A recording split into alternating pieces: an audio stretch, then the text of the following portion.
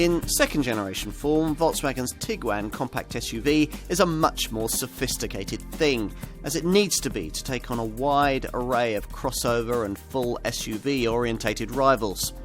Sharp looks are matched by sharp dynamics and a more sophisticated four-wheel drive system that makes this car a more credible tool when the going gets rough. There's a classier cabin too, and as a result, this car feels just that bit more complete than it ever did before.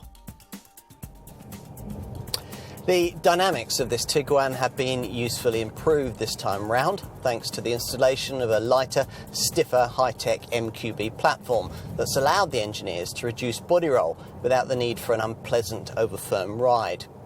Buyers in this country have a preference for ordering this car with 4Motion four-wheel drive. So Volkswagen has enhanced that system and added in a 4Motion active control setup that allows you to tailor the working of the all-wheel drive system to more specifically suit conditions both on and off the beaten track.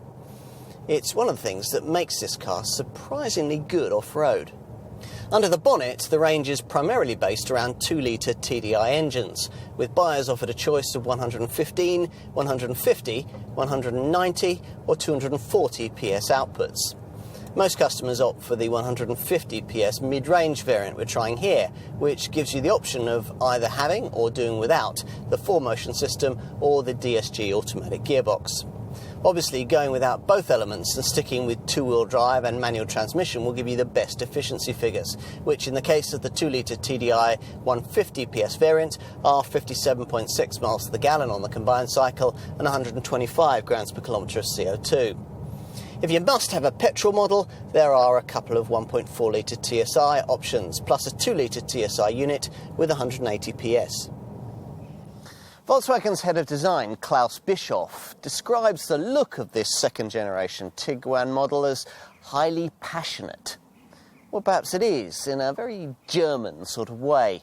It's certainly an intricately fashioned thing, cut like a diamond with super sharp slashes and creases. And it's bigger than before, 60mm longer and 30mm wider, though the height has been reduced by 33mm to create a lower, leaner stance.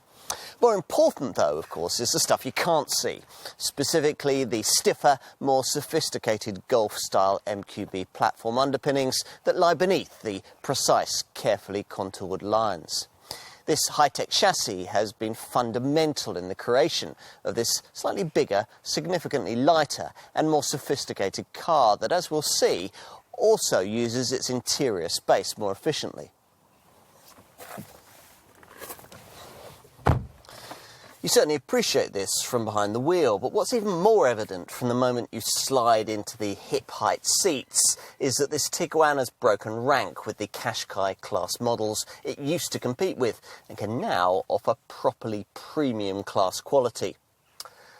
What your dealer salesperson will most want to emphasise, though, is the huge step forward in media connectivity that this second-generation model delivers. The whole cool, calm and connected thing from the ads.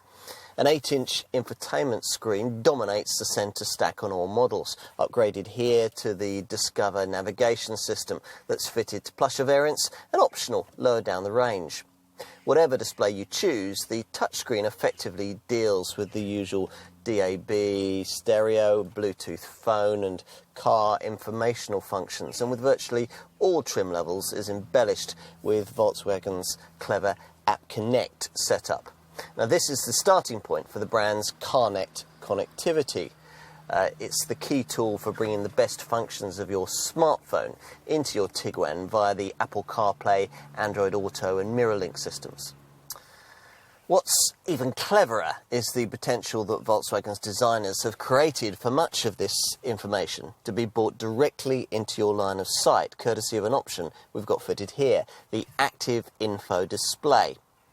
We're getting used to this kind of thing from various brands now, a 12.3-inch TFT screen that completely replaces the conventional instrument binnacle dials with an almost infinitely customisable layout of crystal clear virtual graphics. Time to take a seat in the back. which is the area of the car where you most appreciate the benefits of this Mark II model's extra 26mm of interior length. There's 29mm more knee room on offer this time round, and the flexibility to further improve things by using a sliding rear bench. This has been optimised to permit 180mm of back and forth adjustment. That's 20mm more than before.